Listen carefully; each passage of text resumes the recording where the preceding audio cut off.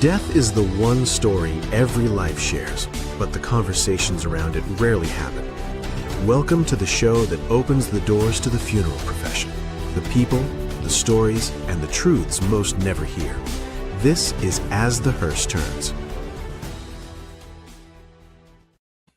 All right, everybody.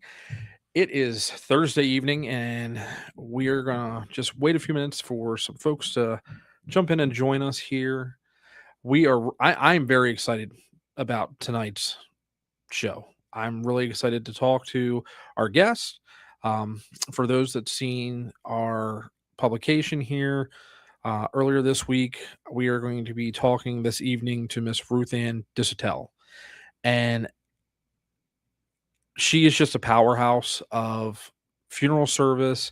She's got so many things that she's doing. I don't know how she's adding more hours to a 24-hour day.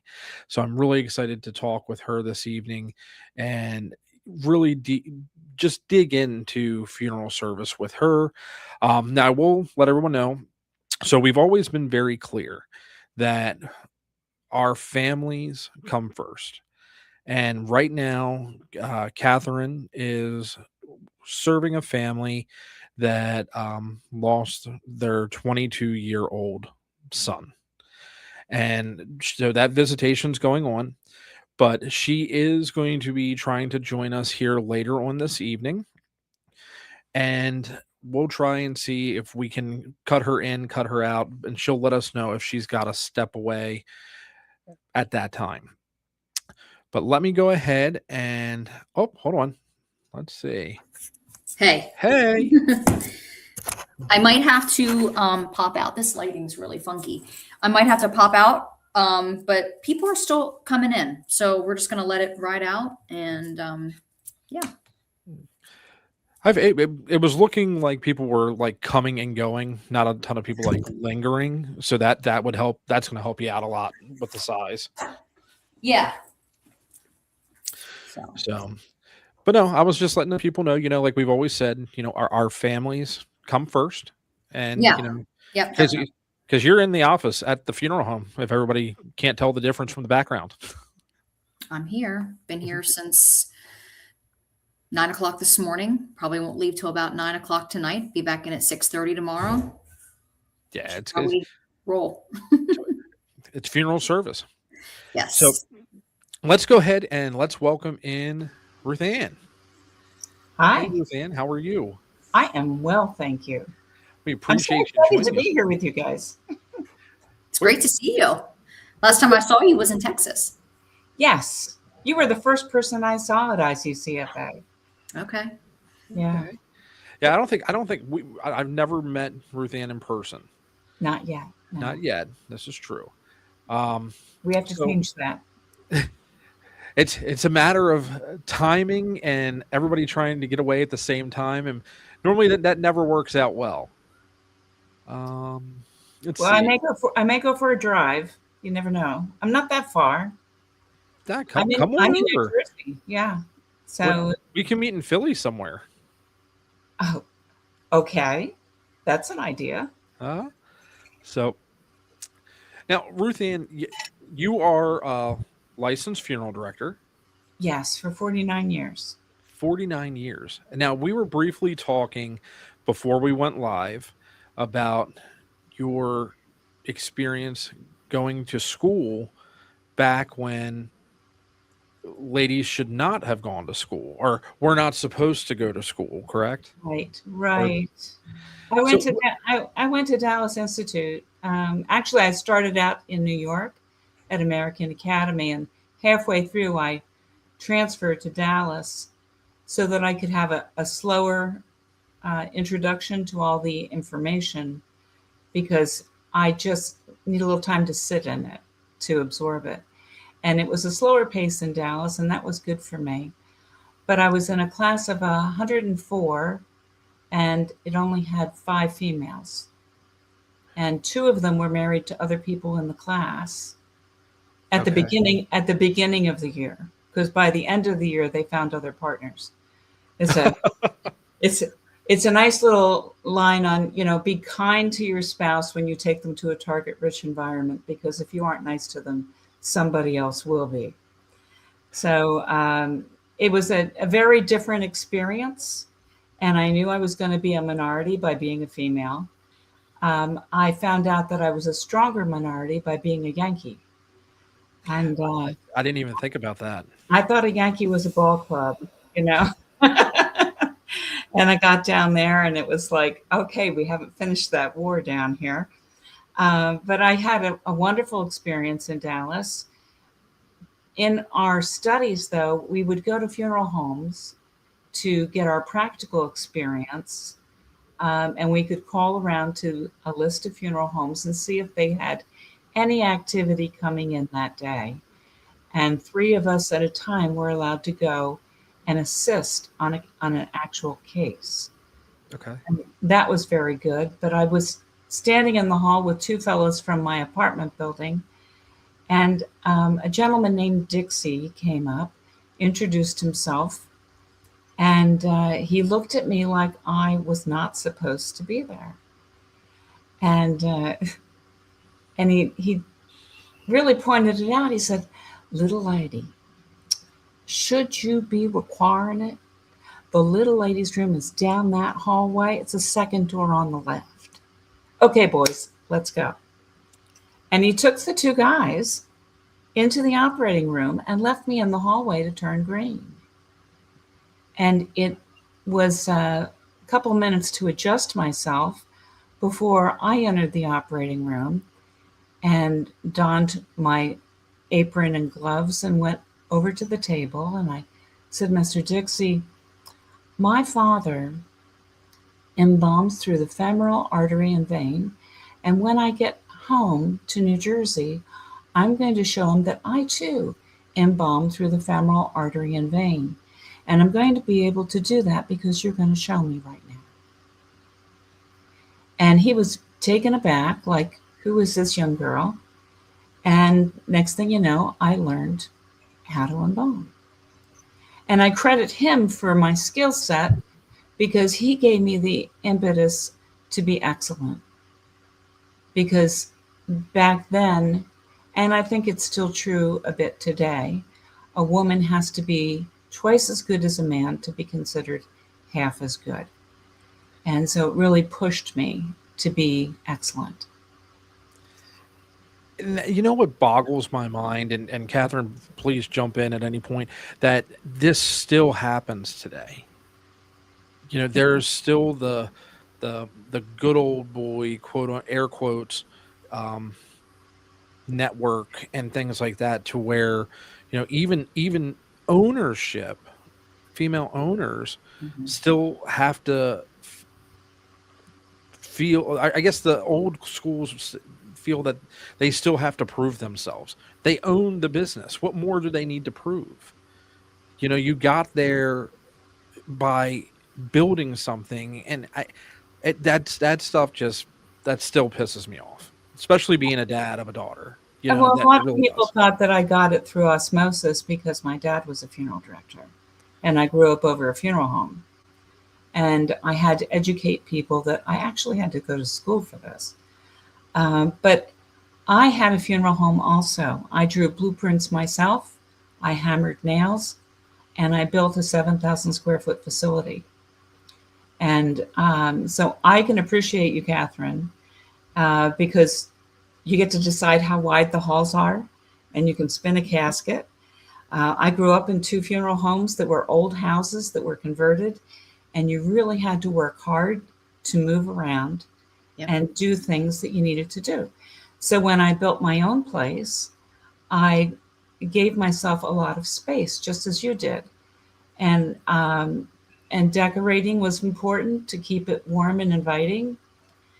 And I planned for expansion within the building because I had built an apartment into the back of the building, and my living room in the apartment could be additional viewing space down the road. So it was wonderful to be able to have that experience of constructing a building, opening a business. I had a lot of naysayers when I started because two other gentlemen attempted to open a funeral home in that town and they failed. And what's this little girl think she's going to do? Yeah. And I did 103 calls my first year. Wow. Everybody stopped laughing. That's Now- amazing. Your first year, 103 calls. Yeah. Wow. And we're talking, you didn't purchase another name or anything No. like that. You purchased and converted the two homes into a funeral home, built your own brand, your own name. My two funeral homes that I grew up in were in New Jersey. The Okay. funeral home I built was in New Mexico.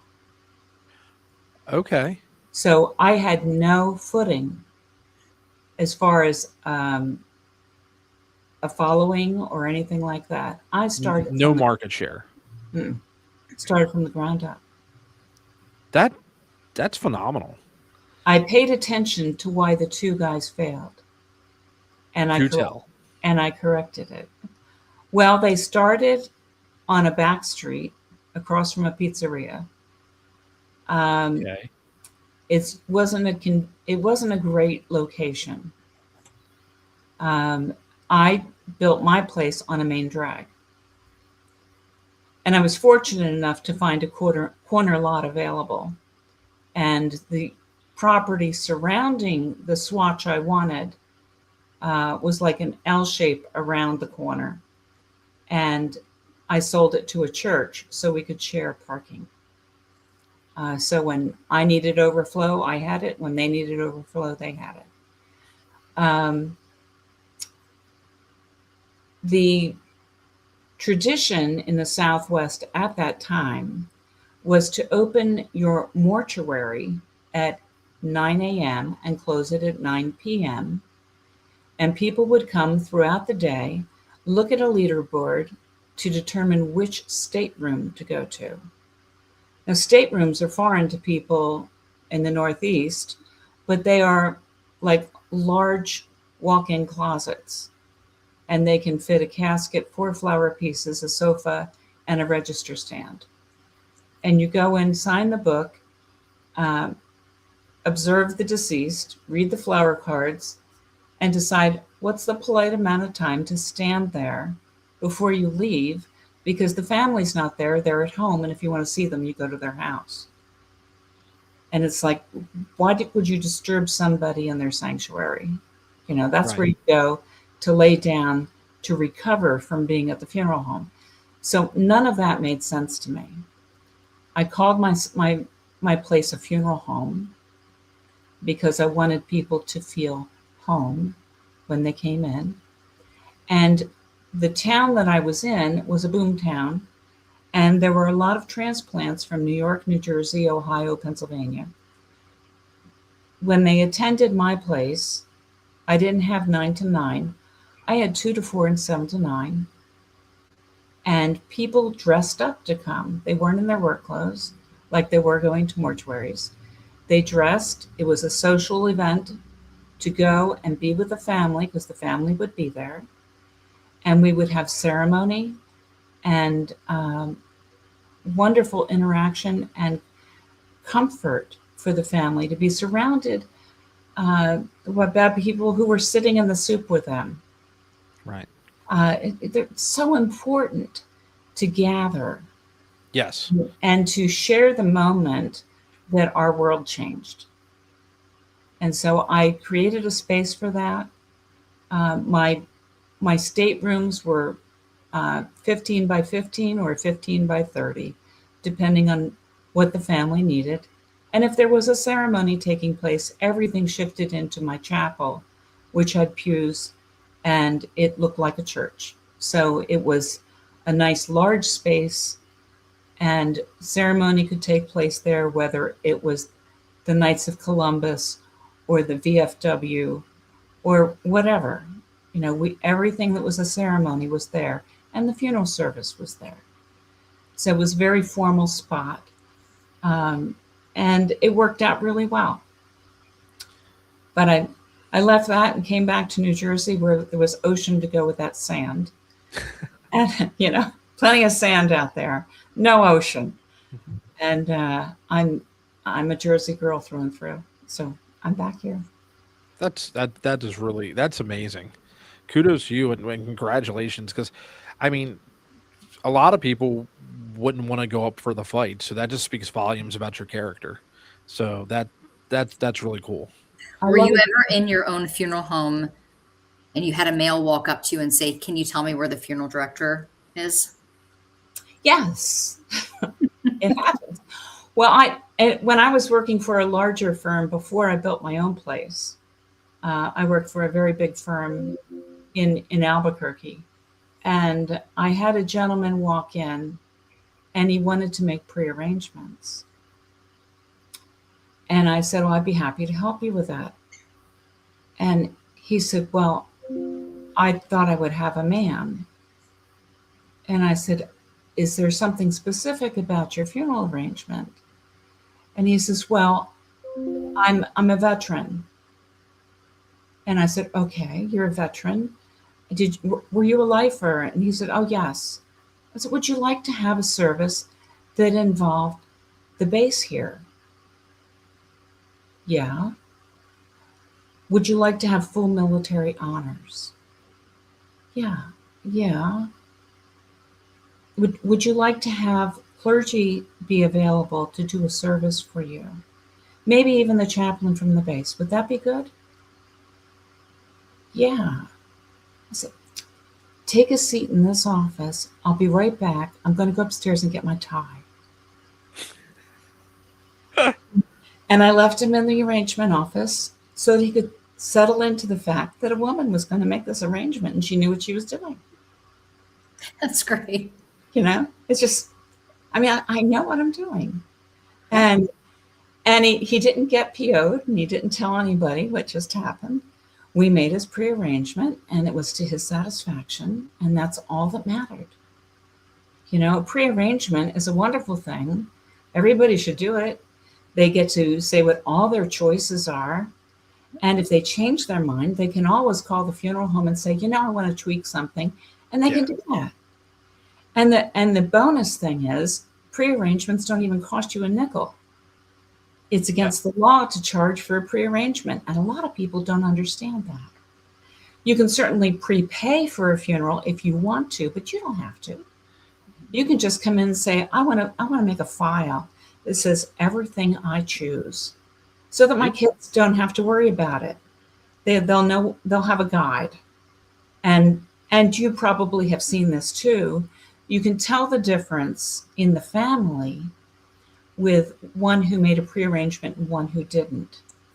Yep. Because the one who made a prearrangement, the family is just calm because we're doing exactly what they wanted. They told us what they wanted. We're going to follow that blueprint. But if there's no prearrangement, for as many individuals as you have sitting in the room across from you, you will have that many opinions of what the right thing to do is. Oh, yes. And it's very confusing and conflicting because the family doesn't always agree. So to have a blueprint is awesome. And I'm happy to work with anybody on something like that and make sure they all get on the same page. So let me ask you, so when exactly did you set out to become a funeral director or no? Okay. So No, how did funeral service find you? Well, I grew up over a funeral home, so it was just there. But it was home. We lived upstairs. Right. And we knew that Dad went out and brought people to our house and he took care of them. And when we saw them, they were in a box that was the size of a twin bed and they looked really nice. And they had a fancy pillow that had gathers in it, like the top of my dress, but they looked like they were pleased. I have to step out. The family's getting ready to leave. I'll be back. Okay. But the person in the box looked pleased. They looked comfortable in that box, and they were always dressed nice. And we learned that when other people came in, that we were to be quiet upstairs. And we learned compassion and respect at an early age. And my parents were genuinely crazy because they raised 6 kids over a funeral home with an open stairwell. Yes. The more I think about it, the more like, That but just gave me anxiety. yes. So, and my father, God bless him, if somebody showed up at the funeral home with children, he would send them upstairs to be entertained with us. And and they were to be quiet as well. So my brother David was always beside himself because he was the one watching everybody. And Dad would come up and it's too noisy up here. Dad, there's 12 kids up here now. So it was interesting growing up over a funeral home. It was interesting trying to make friends living over a funeral home. Right. And junior high, elementary school, no problem. Junior high, I would meet people and I would invite them over to listen to 45s and have a Coke. And back in the day when we listened to small records. And they would say, well, sure, where do you live? Well, on the corner of Main and High. Now, Main and High were like this. Okay. And they said, don't be silly, Ruthann. That's a Gulf gas station. No, the other corner.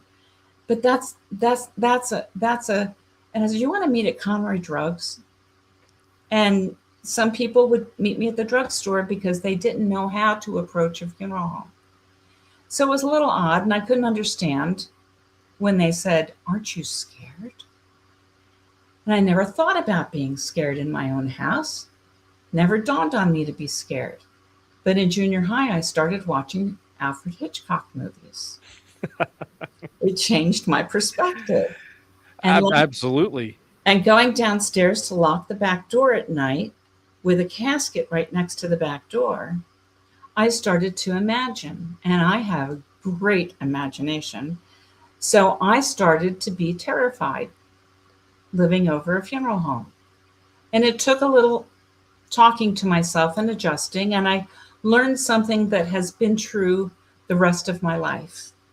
And that's that the only person who ever hurt me were living. No dead person has ever hurt me. That old saying, it's not the deceased you have to worry about, it's the living. Yes. But I told my 7th grade algebra teacher that I was never going to be a funeral director. Okay. And, I was going to find a regular job. I was going to marry somebody who had a regular job. This is back in the day when girls didn't even necessarily go to college. Right. But I was going to marry somebody with a regular job, vacation time, regular paycheck. Because we lived day by day. People die every day, but they don't always call your funeral home. And then when they call your funeral home, do they have money for a funeral? So raising 6 kids over a funeral home was not easy. And Dad did a lot of side jobs for other funeral homes in order to keep the cash flow going. Right. And we would take 2 weeks vacation down at the shore, and Dad would come and go as he was able, but we would have vacation time with Mom, and he would kind of sort of hit and miss. And that didn't sound appealing to me. So I went to high school, and I was going to graduate, get married, and make the world's best chocolate chip cookie and join the PTA. Okay. And that was my deal. And I was going to have as many babies as I was going to have, and God was going to provide, and everything was going to be good. And Dad said, no. I want you to go to school because I want you to have a career to fall back on. If your husband ever gets sick or, God forbid, dies, you'll have a way to make an income. And I had no clue what I wanted to do. And I had to think about, well, what do I even like? I like art class. Okay, so I thought, well, I'll go to school and teach the world how to draw a face. I loved doing portraits. And I went to school to be an art teacher.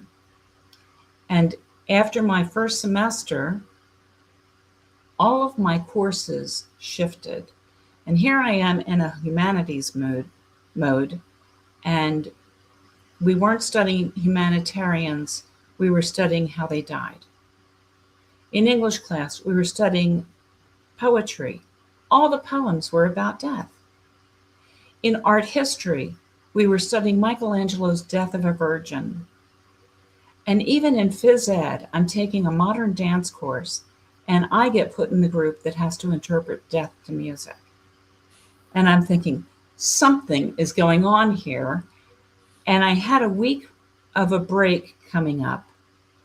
And I was in Tulsa, Oklahoma at the time. And I hitched a ride with a friend who was going to Houston. And she dropped me off in Dallas, where my older brother was in mortuary school at the time. And I played mom to him for a week and cooked and cleaned.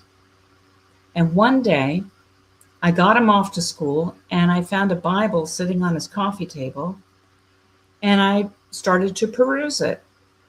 And I just never really got a handle on how to read a Bible because it's got 66 books in it. But I'm flipping through it, and I come across Ecclesiastes. Sounds very poetic to me. Pick lucky number 7, chapter 7. And the first verses talk about the value of a good reputation. And then it says it's better to be in the house of mourning than the house of feasting.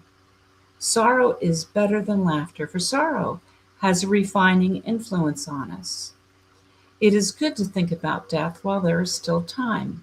A wise man will think much of death, while a fool thinks of only having a good time now. And I mean, we see that every day. Yeah. And it's with that, I crossed the living room, picked up the phone, called Dad, and said, guess what I'm going to do? And he almost had a coronary on the other end of the phone because, like, I'm not the one. I'm not the one. I'm the one that said I wouldn't do it. Right. So he was delighted.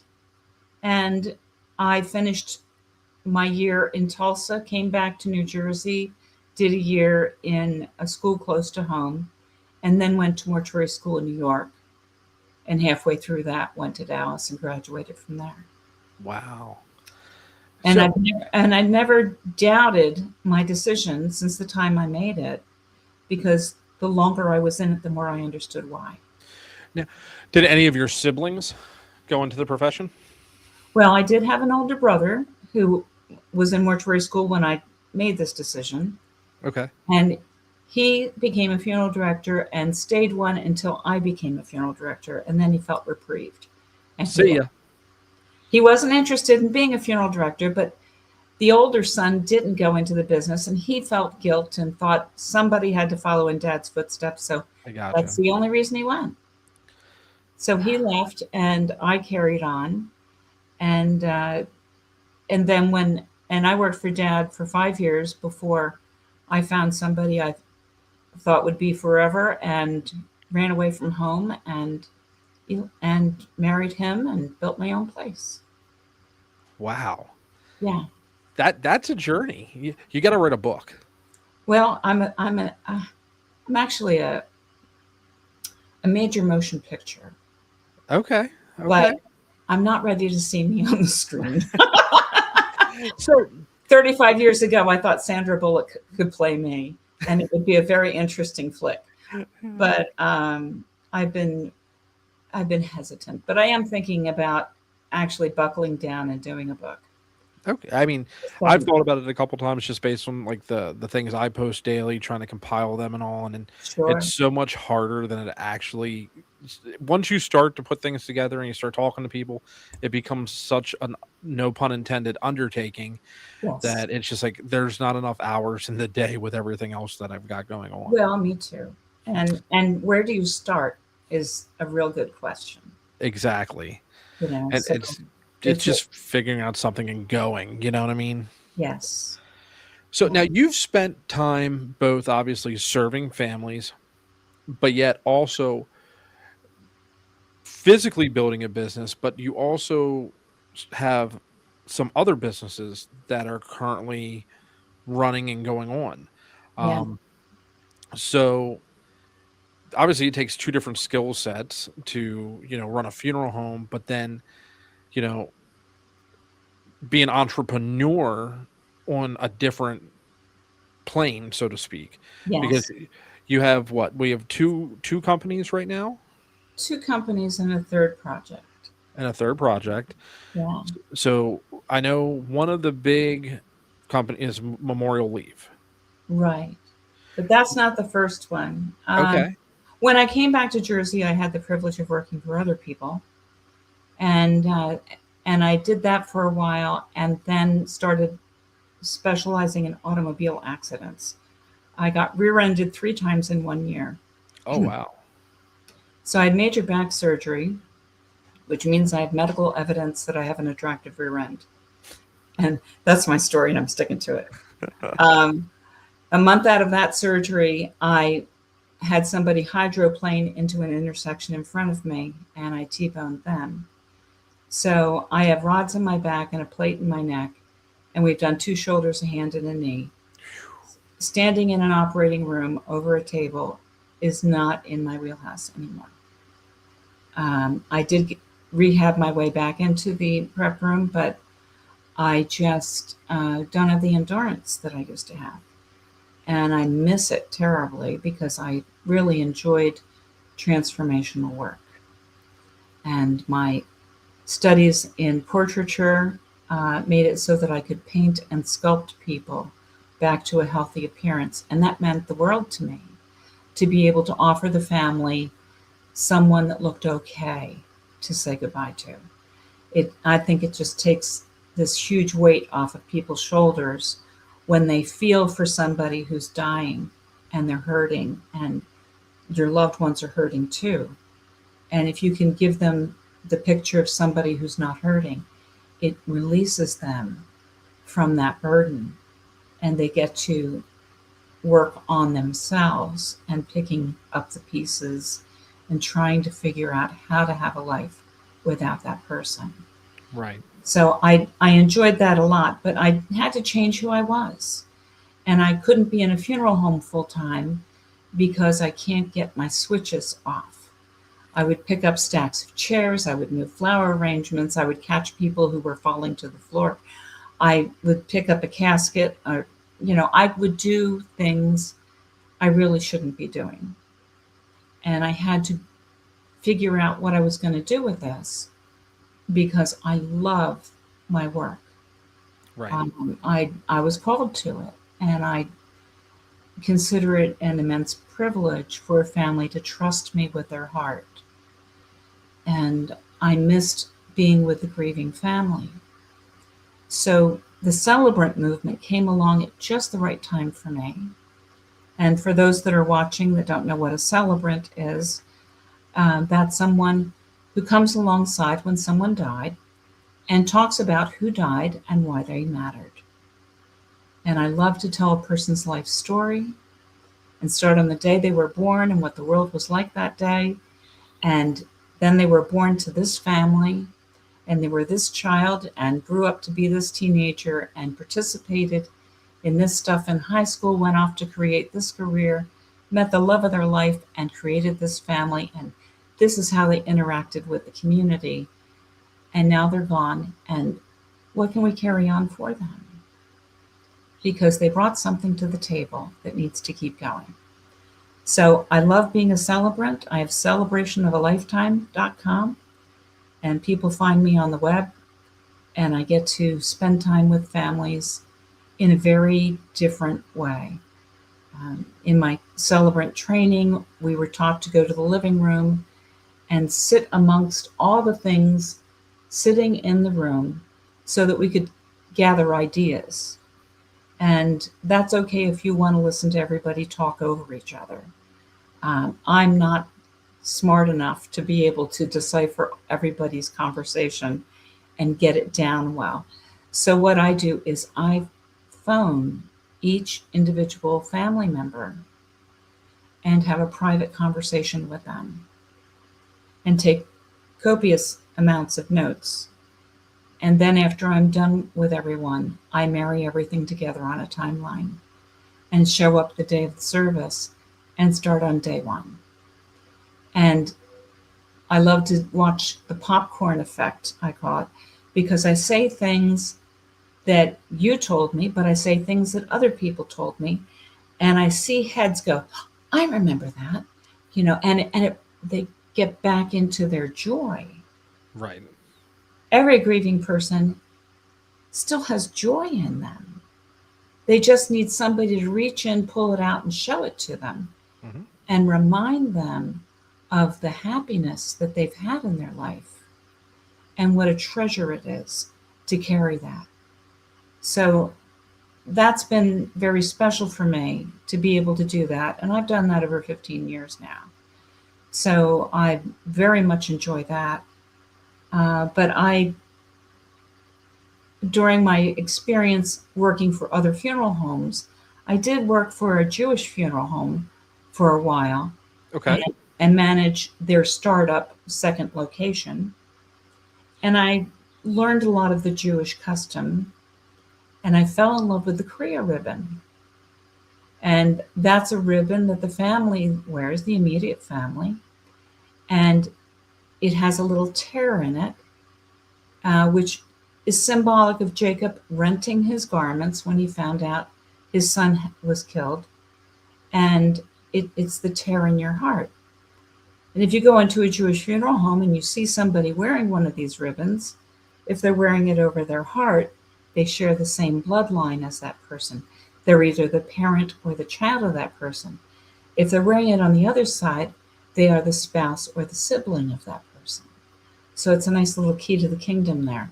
Yeah. But the thing that I love about it is you can walk in the room and know who to pay condolence to. Mm-hmm. I mean, because everybody blends wearing black. Yes. And here you have a tool that helps you find the people you came to see. Because sometimes you only know the person in the box. And here's their family in front of you. You just have to find them. Right. And if you can find them and share some wonderful memory that you have of that person, I'll always remember the time when you're feeding them healing medicine by telling them just the shortest sentence or two. Everybody wants to know, what do you say to a grieving family? That's what you say. You tell them what was special to you about their loved one. Yeah. And they get to hear wonderful things. But that Kriya ribbon just stuck in my head because if you're not Jewish, what do you get? You don't. And I thought everybody should have something like a Kriya ribbon because, that's really nice. And for 12 years, it sat in the back of my head. And one day I was going to a funeral home to do a celebrant service, and it had stormed the night before, and the trees were all blown to pieces, and there were pin oak leaves all over the sidewalk. And I just love looking at nature, and I'm looking at these tiny little leaves and being fascinated by them. And I found one that looked like it was reaching out to hug me. And it hit me like a brick. And it was like, this is it. People relate to the mighty oak, the family tree. Absolutely. Thank you, Ancestry.com. You like leaves. They remind us of family. So I took this leaf, I scanned it, and I sent it off and had lapel pins made out of it. And at that time, I called it oak tags because we were tagging the oak. And I wrote a poem to go with it. Some leaves wither and drift away. Others rip off in a storm. This leaf rests upon my heart to keep your memory warm. And I sold it like that for 5 years. And then I got more and more reports about how the family is walking out of the funeral home and continuing to wear the pin because you pinned Dad on me. I like pinning Dad on me. I'm going to take him around with me. And the pin is made to baseball caps and motorcycle leathers and old lady coats. And one lady even put it on her wallet. I'm still trying to figure that out. I had one family say, "Oh, this pin is so cool. We all need to get it tattooed right here." And it's, Okay. whoa, I this is not where I thought it would go. The public has steered the ship, and I originally thought that you should wear the leaf downward because it's a fallen leaf. And everybody said, "No, I want to wear it up." Yeah. So after 5 years, I wanted to make sure that while they're wearing it out and about, the people don't mistake it as jewelry. Because I've had people admire my leaf, but I want them to know that it means something. So I put a heart in the middle of the leaf, in the middle of the hub. And that way it's obvious that there's something going on here. And now we call it memorial leaf. We took the word memorial and the word leaf and overlapped the L's so they share one L. And Okay. I kept the L capital in the middle, but it's all one word, memoria leaf.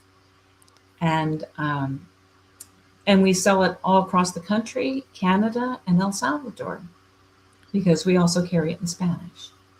Now the pin putting the heart there, that has got to be a great way for folks to start asking questions. Perfect. And I think that again, we had a young man on the show a couple months back, Breland, and he had mentioned that as he closes his graveside service, he explains to folks that there's the physical death, and then there's also a second death when a person's memory is lost and their name is no longer spoken. Yes. So for the memorial leaf and the heart there, that allows folks to ask questions so you can keep your loved one's memory alive still. And that's awesome. Exactly. At the beginning of every celebrant service, I pin the family in front of everyone Okay. and read the poem. And then after I set them down, I let them know that whenever you want this person with you, you can take them with you. Just put the pin on. And for everyone else in the room, if you ever see someone out and about wearing one of these leaves, do them a favor and ask them, "Who's your leaf?" Yeah. And grant them permission to say their loved one's name, possibly for the first time since the funeral, because we all fall silent way too soon. We don't want to hurt anybody's feelings. We don't want to make them sad. And really, all they're thinking about is that person and don't feel like they can talk about it anymore because everybody's like, aren't you past that? Aren't you, Yes. yes.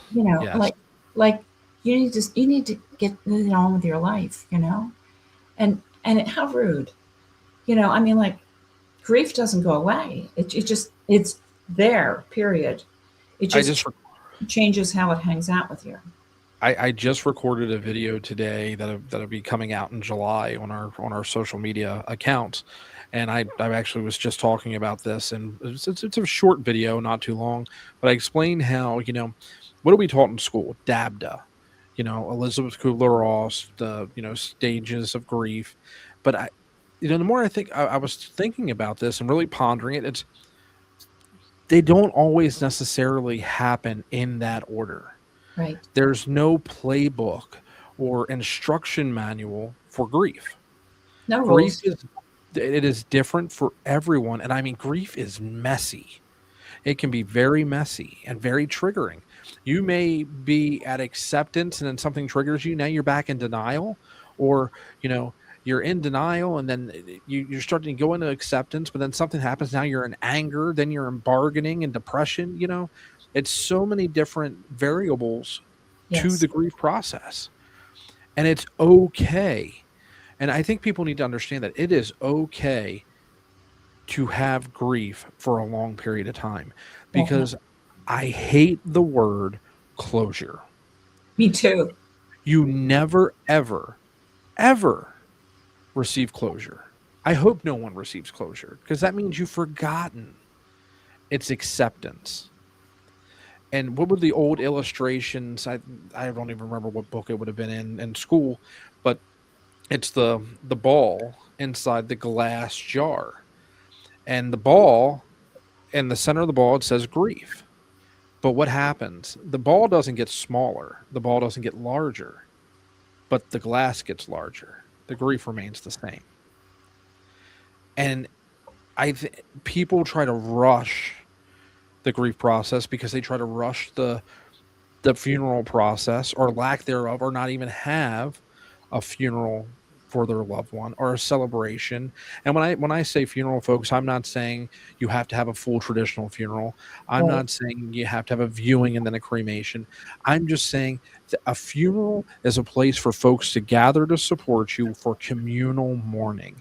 Communal mourning is so crucial for you to have that support during those times. Definitely. You don't want to have nothing, because then it's as if the person never existed. Exactly. You just And evaporated, and it's like to be able to, and like I said, to sit in the soup together, just to be in the same room and breathe the same air. you It know who doesn't said it see. who said it best that I can recall. I'm sure you're familiar, Vernie Fountain. Yes. So Vernie, is a extremely, extremely talented restorative artist, a phenomenal embalmer. Those in our profession that have not had the opportunity to take a look at his academy, please. That's F FA Academy, Fountain Fountain Academy. Academy, Mhm. out in Springfield, Missouri. Please take the time, Google him, look it up. Please, Yeah. I can't He's speak a that. master. Yeah. But Vernie says, as a child, we are taught two things. As infants,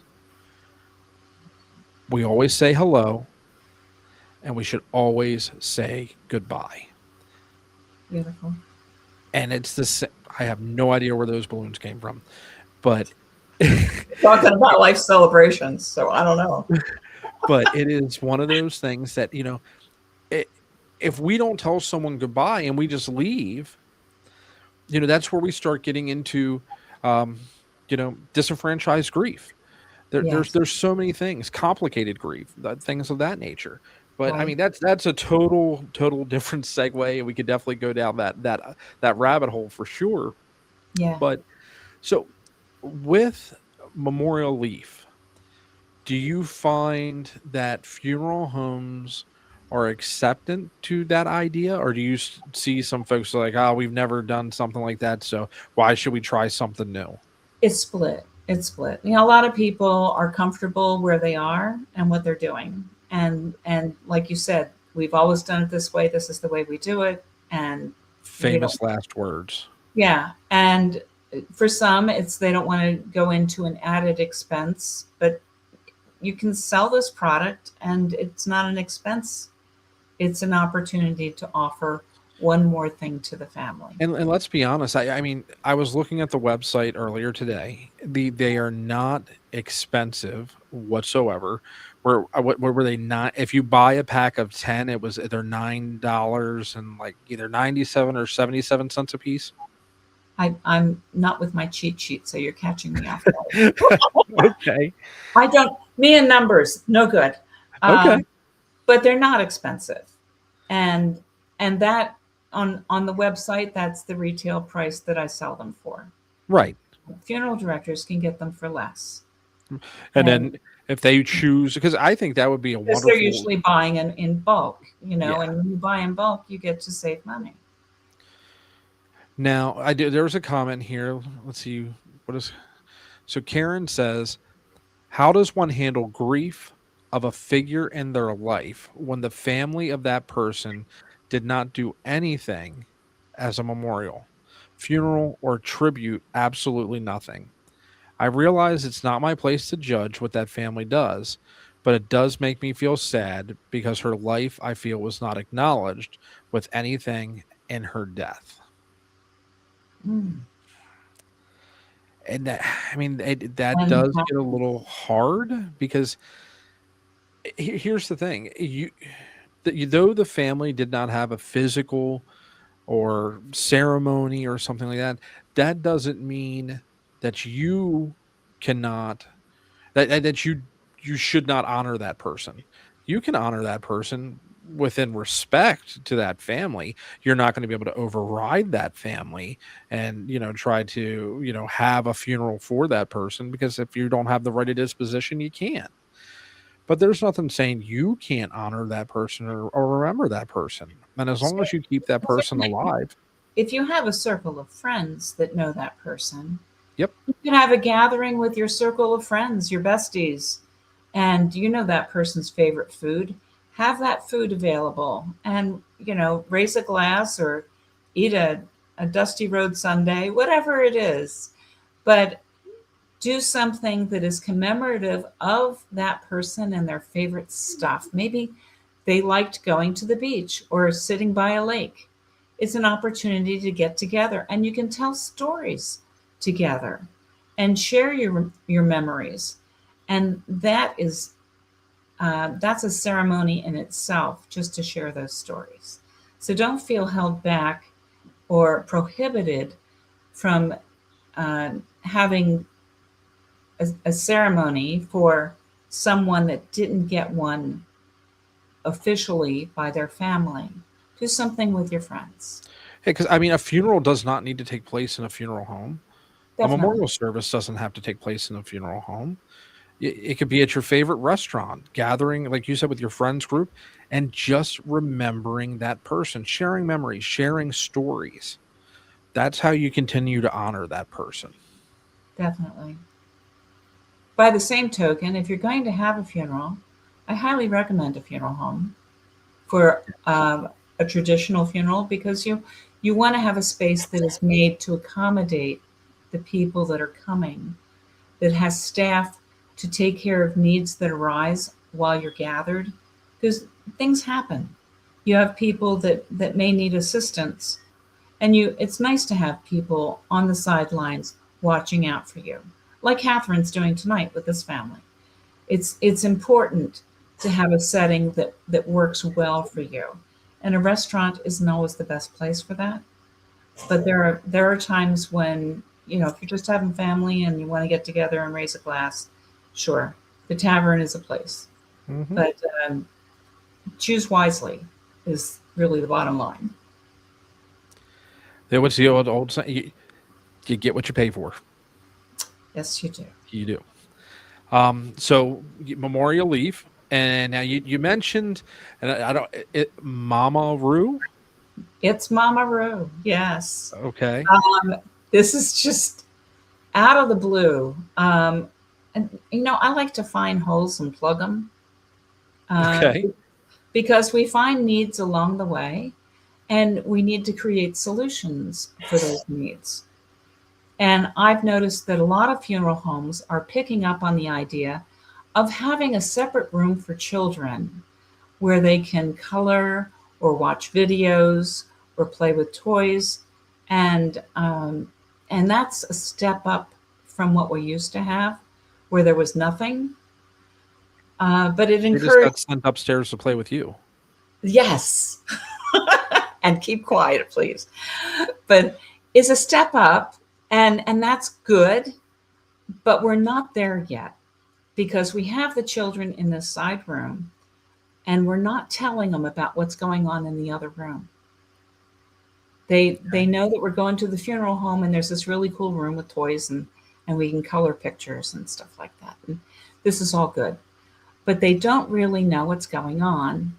And a lot of parents are reticent to tell them what's going on because they don't know how to explain it. Just like they have a hard time figuring out how to do the birds and the bees thing. But it's a matter of being able to talk to a child as a child. Look at the kid that asks his mother, "Mommy, where did I come from?" And the mother, alarmed, takes a deep breath and tells the whole birds and bees thing. Or says, ask your father. And then says, "Do you have any questions?" And the kid with big eyes said, "No, I thought I came from Philadelphia." We feel obligated to tell kids more than they need. Okay. Sometimes we just need to give them simple answers. And I remember One time when I was in New Mexico, I had a service in a Hispanic church way out in the middle of nowhere. And we carried the casket up to the second floor where the sanctuary was and positioned it in the center aisle for a rosary service. And at the end of the rosary service, we took it to the rear of the sanctuary, opened it, and there was a line formed for people to come pay their respects. And I'm standing at the head of the casket as the funeral director, and I noticed this petite 5-year-old standing in line. And she was adorable. But all my mommy hormones exploded inside of me because this child had no adult with her. She was standing in line because everyone else was standing in line. I didn't think she understood what was at the end of the line. And I am just going crazy. And she gets up to the casket, gets on her tippy toes, looks in, and beams up at me. And she's my grandma's an angel. And I thought, holy cow, why can't we think like that? And this child was not afraid of a dead body. We teach children what to be afraid of. Don't touch the stove. Watch out for the stairs. Don't play with scissors. Don't play with matches. We really teach our children what to be fearful of. And if we don't take them to the funeral home, or if we take them to the funeral home and don't let them in that big room, they can become fearful because we've taught them that there's something wrong with the big room. And I tell parents, do you ever take your children to a birthday party for the family? Well, yeah. And they have a good time, right? Yeah. So you need to take them to the funeral where the family is having a sad time and let them know that it's not a bad thing. It's another thing. It's something that naturally happens. And we share in the sad times too. And it's okay for them to see you cry because we cry when our heart overflows with feelings. And we can cry when we're sad, but we can also cry when we're very, very happy and delighted. Sometimes we're really happy or somebody tickles us so hard, we laugh so hard, we have tears come out of our eyes.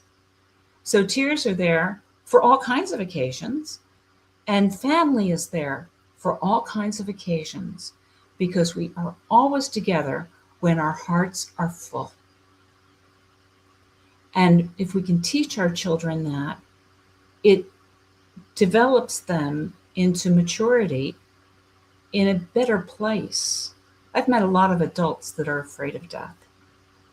And they were taught that as children. So I wanted to fix this a little bit, and I created Mama Roo, because Grandmom Ruthann is too much in your mouth.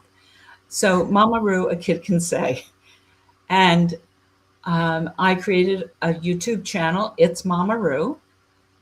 And Mama Roo sounds a little like kangaroo, so I wear kangaroo ears just to be a little crazy. And I talk to kids about feelings. And I normally introduce a book. I either read it or I talk about the subject matter and then recommend a book that parents can get and read to their kids. And the channel was started because of grief, but a whole channel on grief is just a little much for children. So I'm including kindness and respect and manners and, being a good friend, all the being a good human stuff. And they have a friendly channel that they can look at.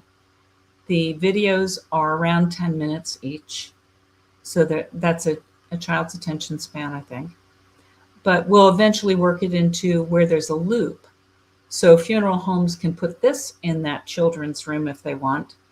The children can watch different segments of videos and learn things while their parents are making funeral arrangements or during the visitation time so that they can feel unafraid to go in and be with the adults, but know how to be good humans while they're in there, that we don't run around in a funeral home.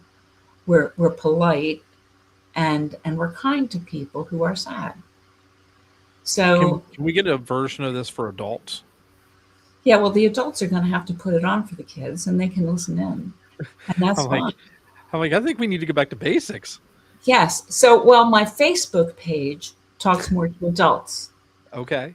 and I put the videos on there, but I also post on there to help the adults understand answers to questions about dealing with their kids and death, and dealing with their own hearts and death. You know, I mean, it's hard to teach your children how to grieve when you don't know how to do it. And who knows how to do it? A lot of people, it's their first experience, and they just are unfamiliar with how to go through this. Right. And most of them want to go around it. And there's really no effective way to go around grief. You have to You can try, you have but to walk it's going to come back. Yeah. Yeah. And it's just nice to have some guidelines. Yeah. That's pretty. So that's on YouTube, and it's Mama MAMAROO. Yes, it's Mama Roo. It's Mama Roo. If you And put then- Mama Roo, you're going to see baby swings. So it's Mama Roo, and Mama Roo is 2 words. Okay. Okay. If you put them together, you get baby swings. If you put them separate, you can find the kangaroo senior citizen holding a book. You know? Okay. But it's another thing to do, and it adds a little balance in my life because I deal with a lot of sad people. So it's nice to be playful and thoughtful and talk with kids. I love kids. Yeah. And to be able to talk to them, and hopefully they'll take my cue, because I ask them to color me pictures of what I talk about. And I'm putting stuff up, like I have one that's getting ready to go up called Happy Hat. And it talks about somebody who wears a hat because they don't have hair. And they took strong medicine, Yeah. and it made all their hair fall out. But their hair will come back in. But until that, they wear a happy hat. And I want to know if kids have a happy hat that they wear, even if they have hair, because I have hair and I have hats that make me happy. So draw me a picture of you wearing your happy hat, and you can send it to itsmamaroo@yahoo.com. So we'll see what happens with that. But I'm looking forward to hear what children want to tell Mama Roo. Yeah. And get some perspective from them, because I think that it could lead to an interesting lecture for funeral directors to understand what's going on inside kids' heads. And it's nice because I can sit in a chair and not have to lift anything, and I don't have to drive anywhere. I can just be in my living room in front of my fireplace and have a fireside chat as Mama Roo. And it's a graceful way to go into my years where I will be driving less. I'm trying to adjust my my work needs to fit who I am becoming, because next month I turn 72. And I am well aware that my life is going to be changing on a continuing basis. But I want to work. I want to make a difference. I want to be valuable. I don't want to sit in my chair and watch Jeopardy and Wheel of Fortune the rest of my life. So I think that's a good way to. So I was thinking of like, what's the question I'm going to ask to be able to, to wrap something up or anything like that. So with all that you've said and all that you've done, what do you hope that your legacy will be? that people wake up every morning and ask themselves who they want to be when they grow up. Okay. I have changed that answer many times. I've had to reinvent myself many times. And it's been a joy to open new doors and become. I love creation. And my greatest creation was my son, but I love making things and making things happen. And I think that that's fun for anybody. When you can sit back and say, look what I did. Mm-hmm. Look whose life I changed because I stepped out. You know, this is the stuff that just makes me full. I love to be there for people. In funeral service, to me, for a family to give me their heart to carry Yes. for them for 3 days. You know, I mean, like, what a true privilege that is to be trusted like that. And here again, for people to give me their children and trust me that I'm going to take good care of their children and say things that are going to be okay.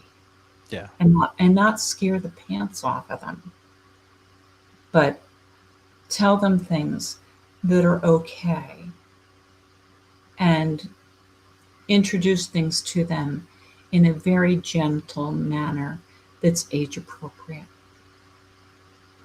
Yeah. So if somebody was watching tonight who's grieving now, Mm. My especially like grieving a condolences. loss, what would you want them to hear?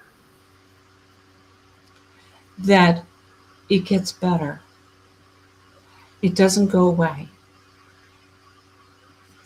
There is no such thing as closure. Mhm. It changes. Grief will companion you differently as you go along. And in time, it will remind you of sweetness and good times and the love that you were blessed with and still know because you still love that person. And that if grieving is hard for you, it's an indication of the tight connection that you had with that person. Because if it didn't matter, it wouldn't hurt. Yeah. I think that, again, this is one of those situations. It's grief, like we talked about earlier. It's unpredictable. It can be messy. It's a situation to where you don't know what the next emotion or feeling is going to be. Yeah. And it's just, again, taking things one step at a time and knowing that it's okay to ask for help I was and that just it's going to say that. and that Mhm. it's okay to not be okay. Right.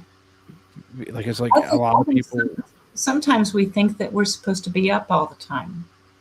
I mean, even if we aren't grieving, people think that you're always supposed to be happy. And no, you've got all these different emotions in your life. And some days you're just going to have a poopy day. But then there's tomorrow, and that's a different day. Mhm. So you're allowed to be sad. You're going to be sad. You're going to find times when you laugh and then feel awkward about it. But it's okay because you were remembering something that was joyful and yay. But if you need it, and some people do, a lot of people do need help, there are grief support groups out there. Mhm. One that I highly recommend is called Grief Share. And it's a group of people to get together and they work with a book and they walk through grief together. And they allow you to go through as many cycles as you need. And it just costs you the book. And it's a wonderful program. But there are many programs out there. That's just one that I personally know and appreciate. I mean, there are you, you have grief coaches, you have grief share, which is more I think like theological or religious based. Faith-based, yeah. Yeah. But you have grief coaches, you have grief counselors, and then you have mediological grief therapist. So normally, like a coach or a counselor may not be a true medical professional, but somebody that's gone through grief training or something along those lines. But grief therapist would be somebody that would really be able, if you're having truly complicated grief, to be able to help diagnose from a medical standpoint some recommendations and things that could help some folks that are having some really hard time grieving. And there are groups that are specialized, like Compassion Yes. Friends is for people who lost a child. And your child could be 2 years old or 22 years old or 42 years old. It's You just for still lost a people who child. lost their child. Yeah. That's a reverse order of things, right? There's a group for people who are survivors of someone who died of suicide. And, that's heavy. So, and Mothers Against Drunk Drivers Yeah. are all on the same page. So there are specialized groups. There are groups that are across the board, but there's something for everyone. And if you're having a hard time finding a group for you, talk to your funeral director. They have resources. Yep. Now, speaking of funeral directors, what do you think? Where do you think funeral directors lack in the understanding of grief?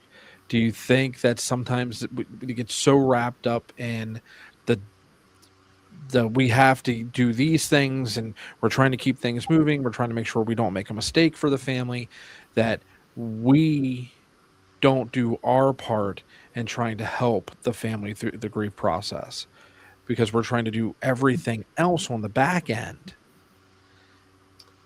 I think And the biggest, well, there are two things that I'm thinking about. One is aftercare, because after all is said and done and everybody has gone back home to whatever state they came from and the widow or widower is left alone. yeah, There's a space there that funeral directors could help with. And to be able to develop an aftercare program that assists that person with the things that they aren't used to doing. I've taken, like the people who are married over 50 years, they kind of divvy up the responsibilities.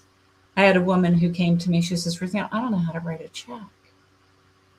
I was in charge of social correspondence. And I know I'm supposed to do something with the air conditioner, but I don't know what it is. And I haven't driven the car in 50 years. And so it's like they're lost. And men have alternate problems, because they were the ones that did those things, but they didn't do the things the wife did. So that's one area. Another area that funeral directors have a problem with is their colleagues. Because when their colleagues lose somebody close to them, I did a survey a couple years ago, and I was not surprised, but not happy to have confirmed that over 50% of funeral directors take less than a day off from work when they lost a family member. really? Less than a day. Because there's another family walking in the door that needs them. And they put their grief to the side and don't take care of it. And if you are an employee of the firm and you lose a brother or a parent or whatever, you might get 3 days off if you have a generous boss. And you may not. You may be asked to work the funeral. It's not fair. It should be the person saying, I would like to work the funeral, or these are the things I would like to do in conjunction with this particular case, which happens to be someone I love. So we have a disconnect there sometimes because we look at it as our next job that we're going to take care of really well. And we forget that one of the people taking care of this family really well is also family. So that's a challenge. And if the person comes back after 3 days, their loved one is now a folder in a file cabinet. And sometimes their colleagues forget that this person among them is grieving. And it's not intentional. It's just that we're consumed with the families that we're dealing with right now. And we forget that our colleague is grieving. And like you said, there's no timeline. Yeah. We can't tell them, get over it. We got work to do. You know, and this is an anomaly because most people, when they go back to work, they're doing something other than standing in a funeral home. And here we are in the constant reminder that 2 weeks ago, my dad was in a casket up in the front of that room. You know, when my father died, I was in New Mexico. I came back to New Jersey. I had a broken down plane in Dallas. So I got to the funeral home in New Jersey at 9 o'clock at night. I missed the Masonic service and everything, and most of the people that had come for visitation in the afternoon and evening. A couple people hung out because they knew I was on my way from the airport. And I got to see my father. And the next morning, I went to the church for the service, went to the cemetery for the burial, came back to the church for a sandwich, went to the airport and flew back home. Because I owned a funeral home and somebody might be walking through the door. And so that was me. I took less than a day, right? But I didn't have time to grieve my father.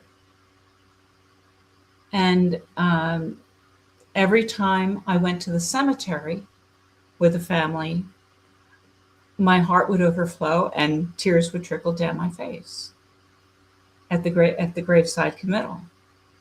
Because that's the last thing I had with my dad was the graveside committal. And the family that I'm serving would look at me and see a tear go down my cheek and think that I'm in the moment with them. And I let them think that because they didn't need to know that I was dealing with something heavy myself. Right. But that's what I dealt with for 2 years before I went back to New Jersey and visited my father's grave, and then I could grieve. So you again had to go back and actually finish your grief that you cut short Right. at that service. Yeah. And it's 40 years later, and I'm still in grief. It's different. Well, like we said, grief never leaves. That's right. Grief never leaves. That's right. You gain acceptance and you grow around grief, but grief doesn't get bigger. Grief doesn't get smaller. Grief is grief. It just changes how it hangs out with you. So Diane said, I had a breakdown 7 months after my son died. I had to seek help. I thought I was dealing with it quite well, but my brain said otherwise. My other son, his twin, has not gotten over it 25 years later, and I can't get through to him that he needs help. I'm at wit's end. Whew. And God bless you. You know, my heartfelt condolences to you on the loss of your son and your other son. They're twins. A twin. Such a connection. It is hard. And you are so right to suggest that he get help. And unfortunately, you can't force anybody to get help. You can only encourage and be there for him. I don't know the best advice to give you on that. but my heart goes out to you on it because I know that you're struggling. You can keep recommending and you can keep suggesting, but don't push too hard because you don't want someone to put up a wall there. But just keep being mom and caring for them, and just keep loving them, love them through it. It may be something that never does get resolved because of that bond of a twin. You know what I mean? It's like Ruthann said, that there's such a special connection there. You might also, if you're getting help or thinking about getting help, ask him if he would go with you because you would feel more comfortable if he was with you. That's a great idea. And it could be that he's helping you. And in the process, he gets a little something that he needs. Yep. And Keith says, for those of us that sit on the sidelines, this is such a wake-up call. And I mean, it could be a very heavy and deep conversation. And, it really, talking about it from it's very important, I think, us as funeral directors, that we need to truly practice what we preach. Because we have to be able to, if we want to properly care for others, we should care for ourselves. And if we're going to sit here and explain to folks about the true importance of the funeral rites, rituals, and ceremonies, that we should take the time to grieve our loved one and not rush. There's plenty of friends and colleagues that will be there to care for those families. And in order for us to appropriately care for those families that need us, we have to take care of ourselves. So that really is a scary thought. Now, it makes me wonder if it goes back to the old days of, well, I'm a funeral director, I shouldn't have feelings. I'm a funeral director, I shouldn't show emotion. How many times have you been there with a mother and got emotional? You know what I mean? How many times have you been there with a father and with their child and got emotional with them? It is okay to have emotion. If you're told that you just need to be stoic and not have an emotion because you're the director, that's not true. And families, I think, Catherine, you said it today, there are some families that you just mesh with, and no matter, you are going to be in contact with these folks more, even farther down the line, because of the bond that you've made. Yeah, I mean, right before you left, the family Yeah. came in.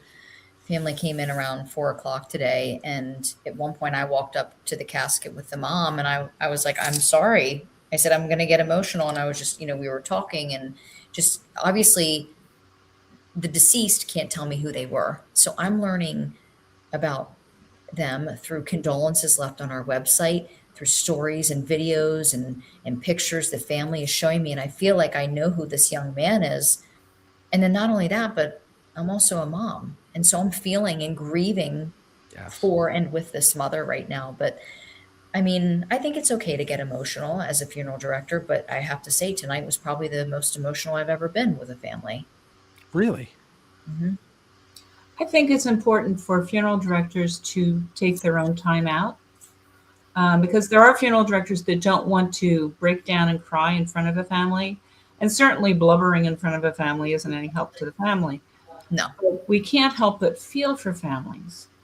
And I made it a rule to take myself to a room, not during visiting hours, but after I met with the family, if it was tragedy and, or if I took care of a deceased and it touched my heartstrings to see how much this person went through, or connect to the age bracket of the person or child.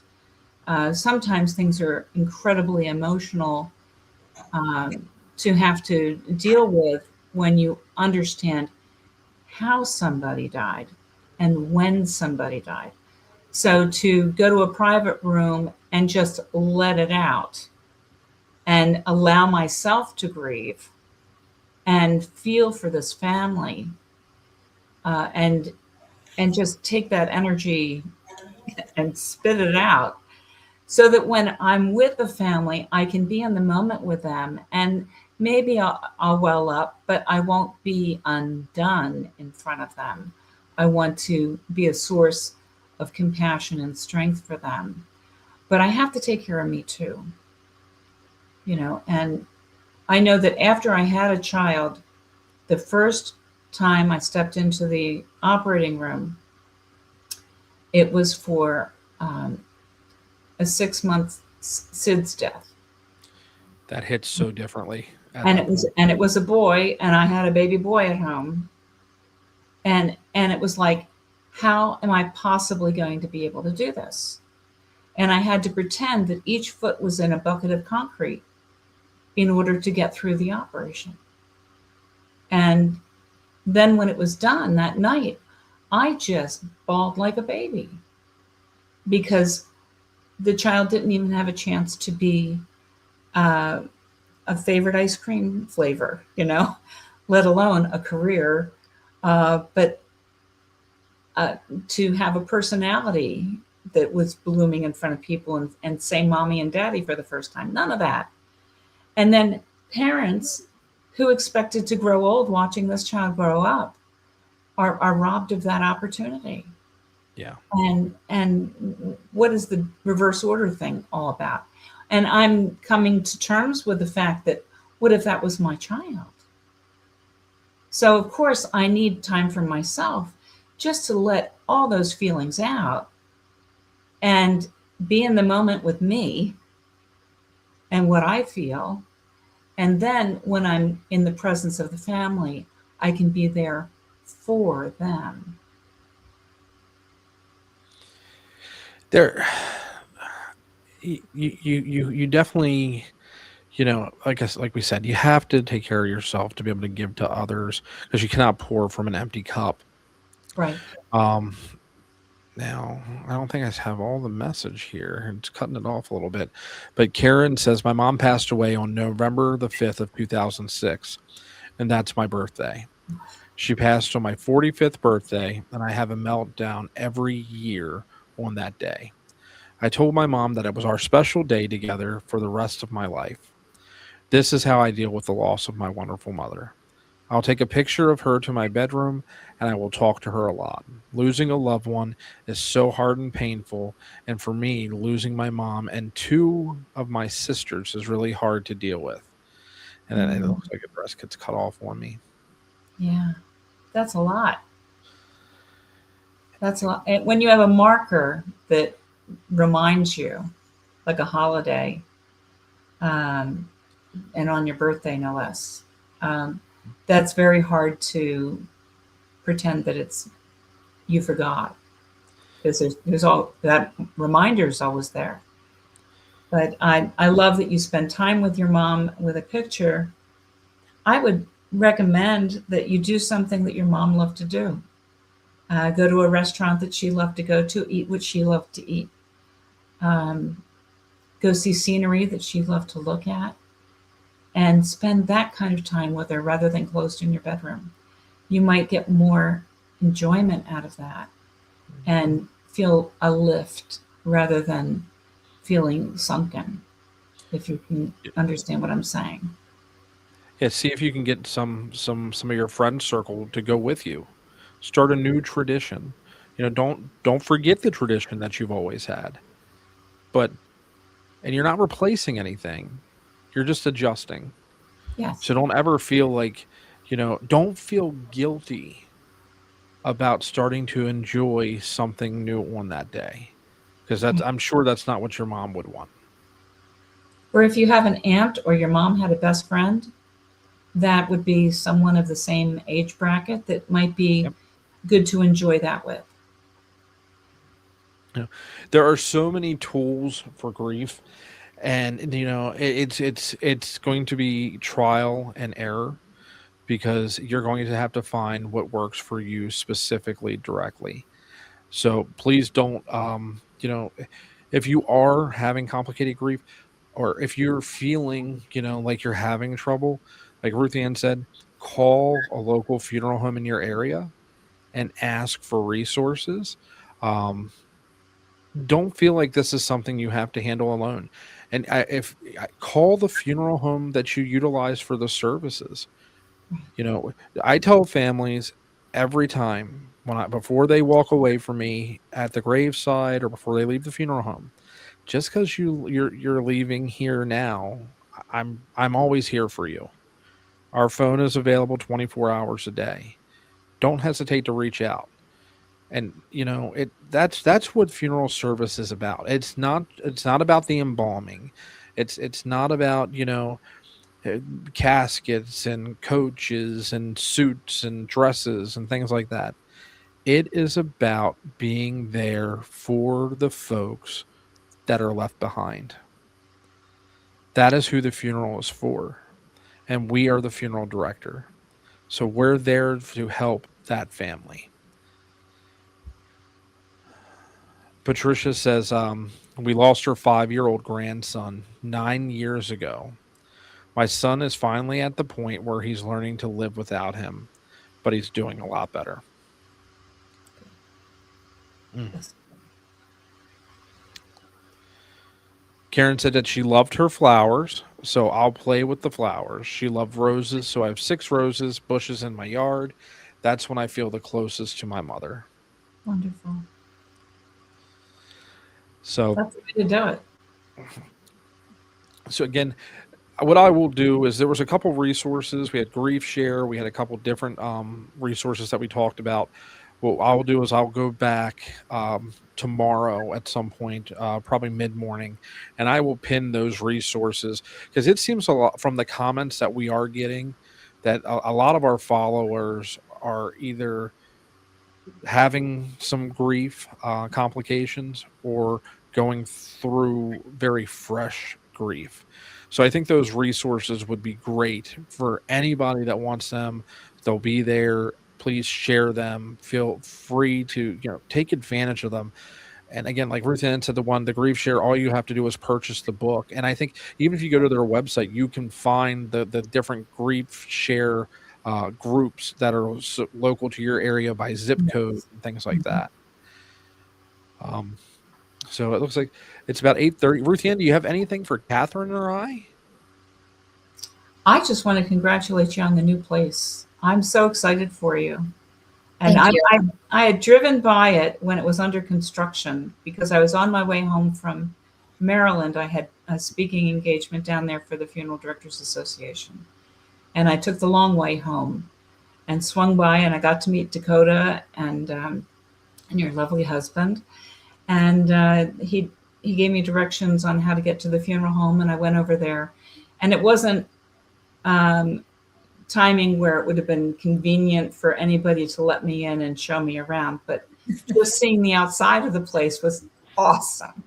So I'm so glad that you were able to open, and I'm so glad that you're able to serve the community in excellence. Thank you. And I love how everybody in the community helped you decorate the place. I think that is probably the loveliest kindness that you could afford the community, was to allow them to claim it as their funeral home too, and have ownership in what is presented to the public. So that was a very wonderful move that you invited them in on that project. Thank you. I appreciate that. The only room that no one had any say in was that bathroom with the skull wallpaper. Yes. Not everyone's crazy about it, but fortunately, And they don't have to be. area. I'm going to ask you to go back there. That's fine. And I love how transparent you are with your little boy. My little boy was very anxious to stand on the kneeler in front of the casket and watch me do cosmetic work.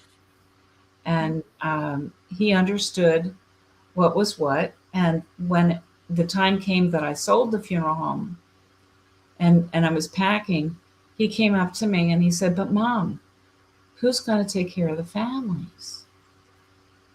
And like here we have, he was 6 at the time, and it was like 6-year-old that in tune with this is what we do. We take care of families, and it was important to him. He would come to the arrangement office every arrangement so that he could meet the family, and then he'd go back to the living room and play with Legos. But he needed to meet each family and let them know that he was on the job too. Mhm. And he was aware.